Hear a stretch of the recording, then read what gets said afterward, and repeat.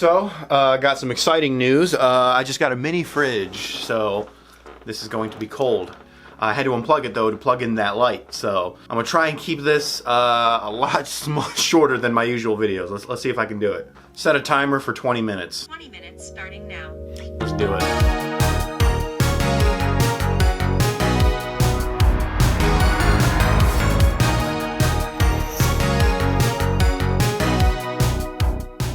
Alright, so we're going to be talking about Black Widow today. This movie just came out. This is the first movie to come out in Marvel's Phase 4 film slate, I guess you could say. We've had WandaVision, Falcon and Winter Soldier, and Loki come out beforehand, but this is the first movie to come out for Marvel Phase 4, which I am really excited about. I was really excited to watch it. So, I'm just cut right to the chase. Did I like Black Widow? Yes, I did. Do I think it's a good movie? Yes, I do. Was I entertained? Yep. Do I think it has its flaws? Absolutely. Is it in the upper echelon of Marvel movies though? I would definitely say no. But is it in the lower echelon of Marvel movies? I would say no. We're kind of in this era now where we're so spoiled when it comes to Marvel because even a middle tier Marvel movie, people can view it as disappointing or bad even. But overall, here's what I'm gonna do. I'm gonna do my review. I'm gonna start off with the good, and then I'm gonna talk about the bad, and then I'm gonna circle back to the good just so we can end the review on a high note. So, alright, so let's start with the good. This movie is just overall entertaining, and it's really cool to see Black Widow finally get her own solo movie. It's something that people have been clamoring for, and something that's kind of been well deserved among her character. I used to always think that people, like characters like Black Widow, couldn't really support her own movie, and not just her, but characters like Hawkeye too. I never thought could really support their own movie, but Marvel has grown to a place where even the smaller characters can, you know, support their own movie now. I definitely still think there are a couple characters who can't support their own movie still, but who knows, maybe they're going to be developed in the TV show enough to eventually warrant their own movie. They kind of did the same thing with Falcon and the Winter Soldier, being that Captain America 4, spoiler alert I guess, is coming out with the Falcon as Captain America. So this movie has great performances, especially from Florence Pugh, who plays Yelena Belova, you know, Natasha's kind of younger sister, and I just love the whole family dynamic. They all give really good performances. Being that Black Widow has kind of been developed throughout the other films, we can put a spotlight more on the side characters like Red Guardian, the mother, and Yelena Belova. Yelena Belova definitely gets more of the spotlight than other characters like Red Guardian. We'll get into that. But overall, she definitely steals the show for me. I think Yelena Belova is definitely the highlight of this movie, and I definitely 100% think that was intentional, because I definitely think this movie is setting up a passing of the torch type scenario with, you know, with the Black Widow, where she becomes the new Black Widow. Even there's a post-credit scene that kind of hints at that. So, but I don't think that's a secret. I think it's very well established that Yelena Belova is going to be a new Black Widow. I mean, they don't outright say that in the movie, but it's very heavily implied that that's what they're going for. And so, being that this movie really focuses on her, it definitely comes across like, yes, this is a passing of the torch type story. The family aspect is my favorite part of the movie. Alright, I don't mean to compare, because I don't like when critics compare movies. I really don't like when critics do that, but I'm gonna make an exception just this once. I just saw Fast 9, and let me tell you something. After watching Fast 9, actually seeing a big budget movie focus on family as its theme and as the actual heart of the movie, it was really refreshing. Here's what's gonna happen. Natasha, don't slouch. I'm not slouching. You're going to get a back hunch. Listen to your mother. Oh my God, this. Up. All Listen. right, enough. All of you. I didn't say anything. That's not fair. Because the Fast saga seems to just throw the word family around and be like, oh yeah, we're deeper than what we really are because we have the word family and we say it every 15 minutes. No, this movie is about family and what that family means to you. Does family have to be biological? What was real? What was not? Was the love that this family had for each other, was it real? And there are some really touching moments between members of this family. And I really love that. Family dynamic is the heart of this movie.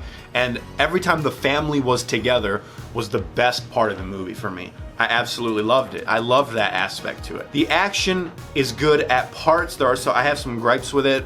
But overall, though, the movie is very entertaining. A lot of people were saying that this movie is kind of Bond meets Bourne, and I can definitely see that. It's like the superhero James Bond meets Jason Bourne.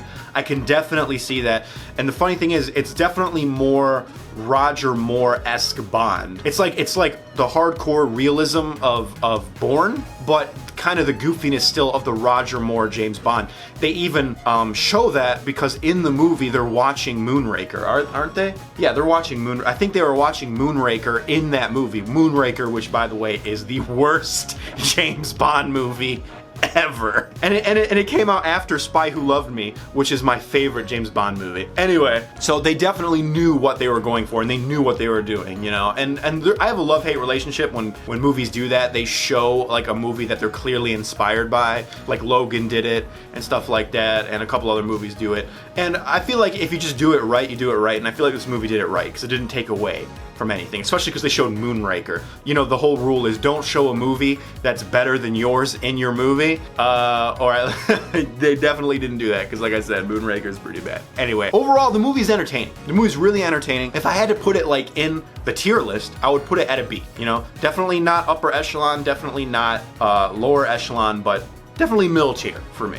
But I'm gonna get into the bad now. Being that this movie is a prequel, it has to justify its existence. And I said that before I watched Chris Stuckman's review, by the way. I didn't watch Chris Stuckman's review until after I came to that, my own conclusion. I guess great minds just think alike. I literally said that verbatim. I said, this movie has to justify its existence, being that it's a prequel. And unfortunately, it kind of doesn't do that. I feel like this movie is 5 years too late. This movie should have come out after Civil War in the time period it takes place, because being that her story is done, feels like this movie was made out of obligation more than a passionate need to make the movie. But the thing is that fans were clamoring for it so much that Marvel would basically, it almost felt like Marvel was pressured into making the movie. And I feel like that's why this movie started off Phase 4. It kind of feels like a sense of like, all right, look, we got the new stuff, we got the cooler stuff coming out afterwards. People want a Black Widow movie, let's just do it, let's just get it out of the way so we can eventually go to Shang-Chi and Eternals and all that, and Doctor Strange and all that. So like, I can definitely see why they put it as the first movie, because I feel like they definitely wanted to get it out of the way almost.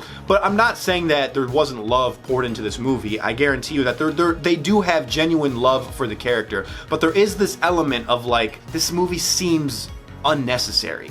The only benefit to this movie's existence really is to set up the new Black Widow, which I'm guessing is heavily implied, like I said, is Yelena Belova. And besides that, I really don't feel like the movie justifies its existence. But does that mean it's a bad movie? No, it doesn't. It just means like, it just kind of means it's an unnecessary movie. An unnecessary movie doesn't mean it's a bad movie. A lot of people saying Toy Story 4, that's an unnecessary movie, but it's a great movie. You know what I mean? So one, you know, they're not mutually exclusive, you know what I'm saying? There are some elements too about the pacing of the movie. The pacing is a little, it's actually pretty good. The beginning of the movie is amazing. I love the beginning of the movie, especially with a pretty dope opening credit sequence, which we need to bring those back. I love opening credit sequence. I love opening credit sequences as opposed to closing credit sequences. I mean, I love both of them, but they always put them at the end now, you know? And it was really cool to see it being in the front. It also makes the credits a lot shorter. The pacing of the movie is good up until a point. I feel like at the end of the second act, when they're ramping into the climax, right? Well, actually, I guess that's more of like the beginning of the third act, right? Before the climax, when they're ramping up to it, I felt like there was kind of a slow momentum to it, where even I was sitting in the theater, I'm like, oh, come on, like come on, I can see the climax coming, like just bring it. There was definitely like a moment where before the climax happened where the pacing kind of dragged a little bit and the movie felt like it was dragging its feet. It's a minor nitpick because eventually the movie ends pretty quickly, but you know, at a certain point, I felt like it was really dragging, and I was like, we need to like speed this up a bit, and they did, but overall, it was at that moment right before the climax where I'm like, can we please just get to the climax, please? All right, let's talk about the action. The action, for the most part, is good. It's very Bourne-esque, very shaky, quick cut, but I feel like it's not as bad as like Bourne, and it is more comprehensible than something like Bourne. But the problem is, and I'm not one of those guys like, oh, these young kids and their CGI. I'm not one of those guys at all. However, the CGI kind of did distract me because Marvel has done some amazing CGI, and Digital Domain or Weta or whoever they hire, ILM, whoever, has done amazing work. But this movie had some kind of poor moments of CGI that kind of took away from the action for me. When cars are not actually crashed, and you could tell it's a CG car, that always takes me out of the moment. And there are some moments like that where you can tell that there are some rubbery kind of CGI bodies and cars and stuff like that. So the action is good, but it's also a little scarce. It's a lot more scarce than you'd expect, like in something like Winter Soldier, which, you know, had a lot more practical elements to it. Or even going back to the Fast series, not to compare again, but like Fast 5 had amazing car stunts at the end of that movie, and that was all practical. I feel like practical action sequences are always the best, unless there's things that prohibit you from doing that. You know, if you're fighting on like, if you're fighting inside a volcano or something, I don't know, you know what I mean? But like, there are some moments of bad CGI that took me out of it. And I think the biggest disappointment of this movie, and this is the one I think many people are talking about, was Taskmaster. And I am one of those people. I was disappointed about what they did with Taskmaster. All right, look, I'm just gonna spoil it. This is gonna be a spoiler review. All right, so they do two things with Taskmaster. The first thing is actually just more annoying. It's like, I don't really like it when they do that. The first thing is they turn Taskmaster into a female. And now, hold up, before you type, no matter how many times I say this or people say this, it always goes in one ear and out the other. I don't mind empowered females. I don't mind women being empowered by superheroes. I don't mind female superheroes. I'm literally watching Black Widow, you know what I'm saying? The reason I get annoyed, not like upset, but a little annoyed when they do the whole gender change is I grew up reading these characters, and people who are fans of these characters, there are big fans of Taskmaster out there, especially people who are like deep into the comic books. They wanted to see Tony Masters. You know what I mean? They grew up with Tony Masters. You know what I'm saying? A lot of people I know, and kind of myself included, actually were looking forward to Taskmaster the most. Because they're like, look, one of the biggest reasons I'm seeing the Black Widow movie is just to see the live action debut of Taskmaster. Same thing in the comics. If it was a woman character that they turned male, I'd be like, what? Like, why are they doing that? Look at the Eternals team, though. The Eternals team, there's a ton of gender swaps in the Eternals movie, but you know what? No one really cares because no one really grew up reading the Eternals, because the Eternals is a much more obscure book, as opposed to Taskmaster, which is, he's definitely an upper tier villain, sort of, kind of. Taskmaster, you know what Taskmaster is? And I think the Avengers game got it right. Taskmaster really is like the villain who's like sort of popular, but not popular like enough. Like, he's not like a Thanos / Doctor Doom level villain, but he is the villain, like he's the first boss in the video game that you fight. And they actually did that in the Avengers video game, you know? That's who he is, but he is well known enough to where people wanted to go see Tony Masters, and they were excited to see him, and instead they got Antonia, I forgot her last name, you know what I mean? And it's more annoying to me, because another thing too is just because every time I say that or anyone says that, it's not the fact that she's female, it's the fact that we grew up reading this character to be a certain way and they changed that unnecessarily. But again, that's gonna go in one ear, out the other. No one's gonna, but whatever. It didn't bother me as much as the second thing. I think the real disappointment with Taskmaster is not even that they turned her into a woman. It's the fact that they turned her into like this mindless drone. You know, she's just like a robot who just does orders.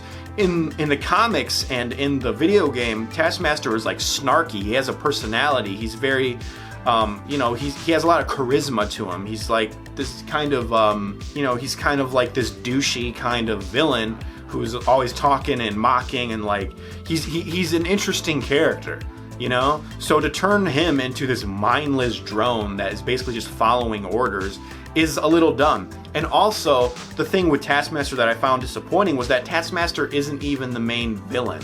What they did was they did something very similar and almost derivative, honestly, of the Winter Soldier, where, you know, Taskmaster was basically just the drone to a bigger villain, who in this movie is played by Ray Winstone. And the problem with that is Taskmaster is a much more interesting villain than this like leader of the Red Room, this random dude. In Winter Soldier, I feel like they got away with it because Pierce is way more interesting than Ray Winstone in this movie.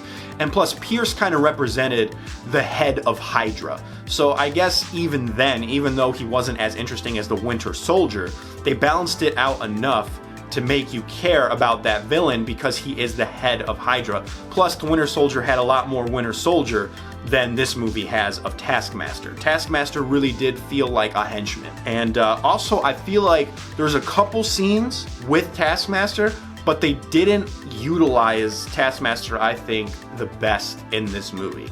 I felt like they really could have utilized her powers of mimicry and like her photogenic memory a lot better. They kind of do that in one scene, but the way they were setting it up in the trailers, at least, especially with like the panther claws and stuff and the shield, was that we were literally going to see her fight like all the other characters, like Black Panther, like Captain America, like Iron Man, who knows, you know what I mean? We didn't really get to see that. As a matter of fact, when there was this fight between Red Guardian and Taskmaster, they keep cutting away from it. And I'm like, stop cutting away from this fight. I want to see Red Guardian versus Taskmaster. Also, to piggyback off of that, I definitely feel like the Red Guardian and Taskmaster fight could have been better. You know, I feel like that could have been more of an emotional impact if they did something like maybe kill the Red Guardian, which they didn't do. That's pretty much all the gripes I have about this movie. It's really strange to me how Marvel lately, especially with things like WandaVision, Falcon and the Winter Soldier 2 to a certain extent, and then this movie, they're more frustrating because they're good movies and good shows. They're actually great movies and great shows in some cases. But there's this one element that they really dropped the ball on, and it's like they're really falling in love with these Mandarin moments, and I don't understand why. Like, I know that they fixed the Mandarin, we're getting the real Mandarin in Shang-Chi, but it's like, guys, stop with the Mandarin moments. Like, please, you know what I mean? It's like with WandaVision, great show. The Ralph Boner thing stuck out like a sore thumb, and that really annoyed me. Black Widow, good movie, has its flaws, but still, good movie. But the Taskmaster thing sticks out like a sore thumb. Alright, so I'm just gonna add maybe 5 minutes to this just to wrap up here. So yeah, the Taskmaster thing sticks out like a sore thumb, and it's just, it's so frustrating, you know what I mean? Because there's this one sore element in this movie that's actually pretty good, and that to me is Taskmaster. I was pretty disappointed with Taskmaster. Again, not even that they changed his gender, whatever. It's like, I don't get mad at it anymore. I'm just like, whatever, it's fine. You know what I mean? I like these characters from the comics, but it's a new interpretation, do whatever. But the thing I don't appreciate is them turning Taskmaster into this personality-less, mindless, emotionless drone character who's basically just in the background. Could have used more Red Guardian too, especially that fight with Taskmaster. But overall though, even with my flaws, I'm gonna give this movie a 7.5 out of 10, which I guess would be a 3.5 out of 5, right? Would that be? Maybe a soft 4? I don't know. I'm not good at the conversion. I would definitely, in my tier list, like I said, put it at a B. Not great, but definitely not bad. There's something that I also want to kind of touch on here. There's a lot of, the art of film criticism is dying. And I think a lot of film critics know that. I really appreciate critics like Chris Stuckman and High Top Films because they understand film criticism in the way it's supposed to be. A lot of people like to criticize movies out of malice, and I think this was High Top Films who said, the way film criticism is supposed to work is that you're supposed to critique something out of love, not criticize something out of malice. And I feel like there's too much clickbaity bullshit going around where people are criticizing stuff and criticizing films out of just pure malice, like they want to hate it, and that's kind of annoying to me. So that's pretty much all I got to say. Overall, good movie. You should watch it. A couple disappointing things, but overall, still pretty good. Definitely not the worst Marvel movie, and definitely not the best. Somewhere in the middle. I am looking forward way more to Spider-Man No Way Home and Doctor Strange and the Multiverse of Madness. Also looking forward to Eternals and Shang-Chi, which we're getting. For this to be the first Marvel movie in you know, basically 2 years. It was an enjoyable time. I saw it in the theater and I enjoyed myself. Yeah, I don't know what else to say except clever catchphrases. See you guys later. Bye.